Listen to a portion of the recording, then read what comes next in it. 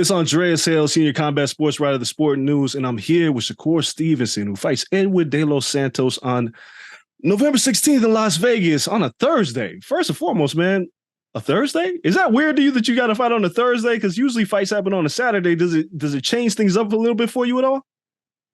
Nah, I think it's cool. I ain't tripping. I'll fight Monday, Tuesday, Wednesday, Thursday, Friday. Just tell me the day I'm ready to fight. So, nah, I'm good. Yo, you've been on social media and you was like November 16th, hurry up, right? Like you've been antsy to get this fight going. Are you usually like this 2 weeks before a fight happens where you just are ready, you're tired of waiting, doing interviews, just like I just want to fight? Yeah, I'm usually like this. This is like normal for me. I'll be ready to put on a show and show my fans like what I've been working on. So, yeah, this is like the normal for me.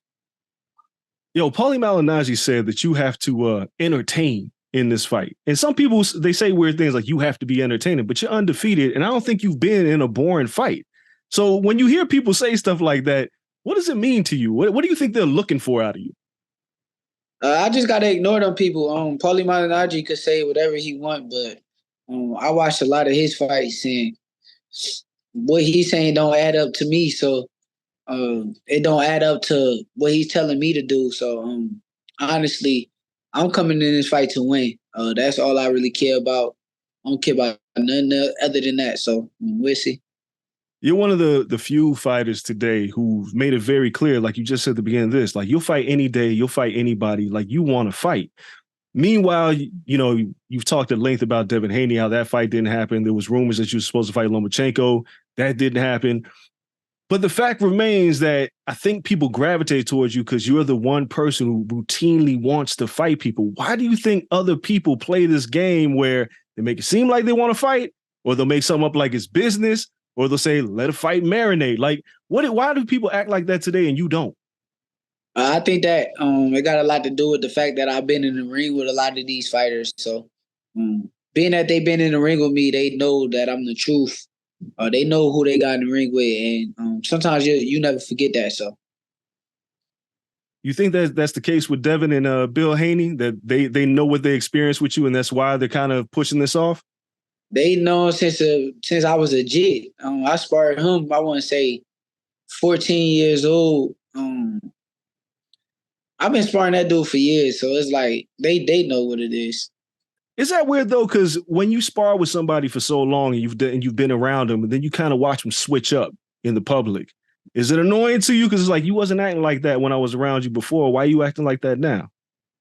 Yeah, it's annoying, but I just gotta understand that a lot of these dudes, once they start getting money and start, getting in front of the media and all that, they change who they are as a person. And it is what it is. I really don't care. It is what it is. But I'm gonna continue to work and keep doing what I'm doing, and hopefully one day they grow some balls and one get in there and fight me. That's what we all hope. Now, Edwin de Los Santos is a dude that's going to come to fight. You know that. Like, he's going to come forward. He's going to come after you.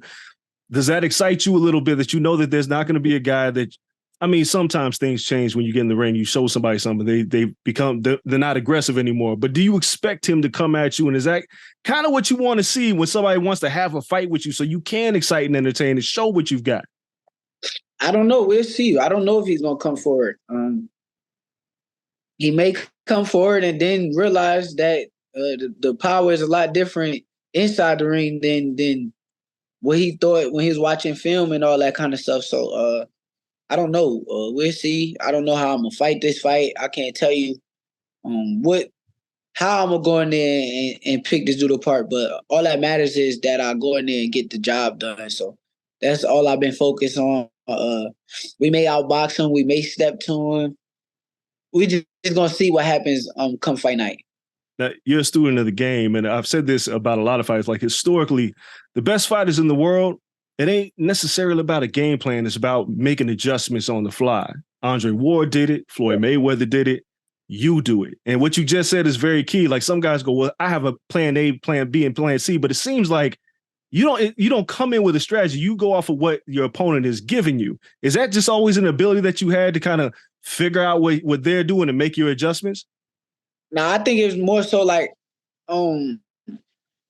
I know if I'm the best version of myself, that I don't think nobody could beat me. So, long as I'm going in there having fun and being me, and I think everything just take care of itself.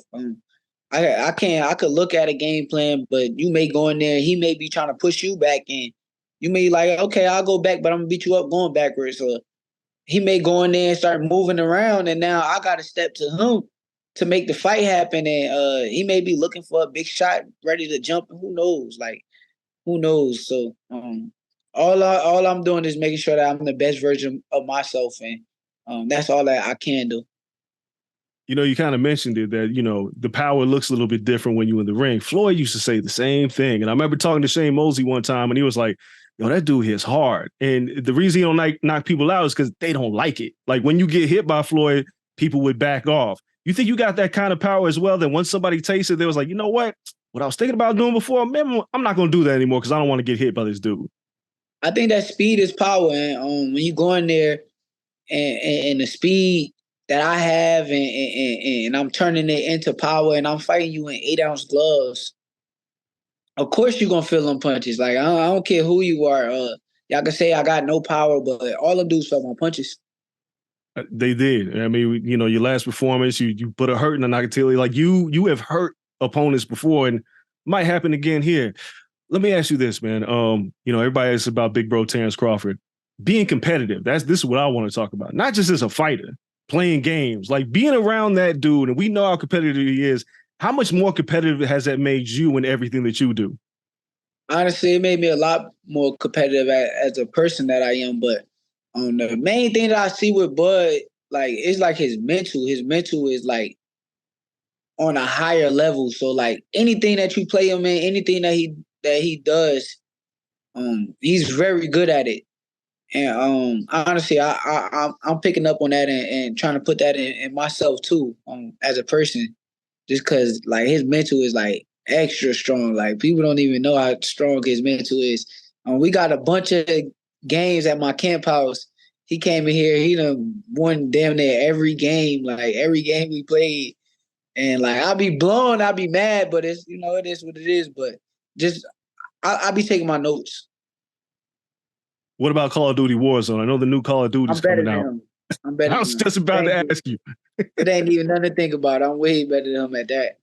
Does that piss him off when you beat him at Call of Duty? We be on the same team, so we won't be going against each other. So okay. But he know I'm a killer out there. A couple more for you, man. One, I mean, like you said earlier, the Lomachenko fight didn't materialize. Is that a fight that you still want at some point, or do you think after the Haney fight, maybe you've moved on, you want other opponents? Now, I think that me and Lomachenko could lock in next. I think that they say he wanted to take the rest of the year off, so I'll go do the dirty work and go grab the WBC belt.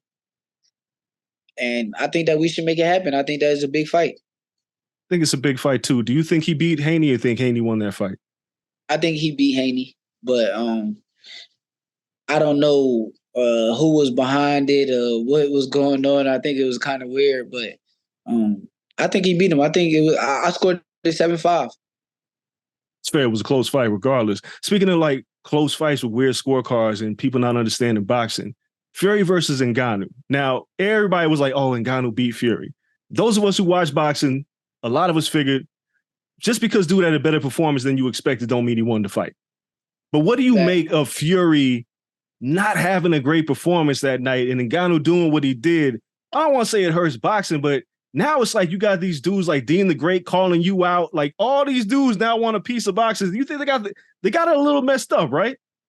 Yeah, I think that they're a little mentally ill when they called me out. But I think that Fury just ain't really take that dude too serious. That's how I look at it. Like, I don't think that he was in shape. I watch Tyson Fury a lot. I'm a big fan of Tyson Fury.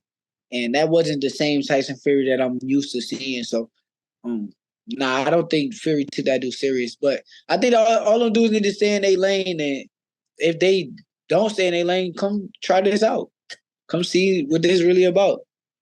A lot of people don't do that. It's like, man, go on. But some, I don't want to say Dean the Great because nobody really knows who he is. But Sean O'Malley's been calling out boxers. He's got a pretty big name. Is that something you would do just to shut some of these dudes up? I would do it, but I think that they should like put something in their contract where I could only use one hand or something like that to make it like more. Well, to try to make it closer, because I don't even think that's gonna help them. But I think that I would love to fight Sean O'Malley. And if he say I can use two hands, I'm gonna just go in there and stop him in 3 rounds. I'm not gonna give him more than 3 rounds. Fair. All right. So you're fighting this F1 weekend in Vegas. That means about 4 months from now is the Super Bowl. You want to also fight because Super Bowl's in Vegas. All right. Have you been talking to Bob about possibly fighting Super Bowl weekend in Vegas, or maybe sometime during that week? I don't know. I ain't really been talking about it. I got to focus on De Los Santos right now, so I can't really think about what's after that until I win my WBC belt. Couple more. The Reebok deal. How'd that come together? Obviously, Shaq, Allen Iverson, they're legends. You're a boxer under the Reebok banner. What does that mean for you? I think that is amazing, but it came about through my cousin Teray. He was out here talking to some of the Reebok people, and he kind of linked us in, and we went on from there. But I think that it makes all the sense in the world. Shaq is from Newark. I went to the same high school as Allen Iverson when I was a kid. A lot of people don't even know that. I went to Bethel High School. It's the same high school Allen Iverson when he played football and basketball for that team that he played for coming up. I went to that school for like 2 years too. That's a nice little connection. The last one for you, man, the walkout. Do you have anything planned for this? Because it's a special weekend in Vegas. We just saw what Bud did with Eminem. I know people have asked you about doing something with Eminem. That might sound a little crazy, but do you got something planned for this walkout, something special? Yeah, I do. I ain't gonna get the details out, but I for sure got something planned, and it's definitely gonna be a great event. How important is the walkout to boxing? Because some people say that's not a big deal, but everybody talks about what Bud and M did, and it feels like it's one of those moments that you could take advantage of to go viral. Yeah, it was a big moment, and shit, I enjoy doing the walkouts. I enjoy having the artists come out with me, and it makes it more fun. It makes the event a lot more bigger. I feel like. Definitely. Well, Shakur, I'll be there next week. See you in Vegas. Good luck to you. And man, I know you're doing 10 million more interviews, but hopefully be all done soon. You go ahead and get in the ring and handle your business. I'll see you next week. All right. Thank you, man. All right. Take it easy.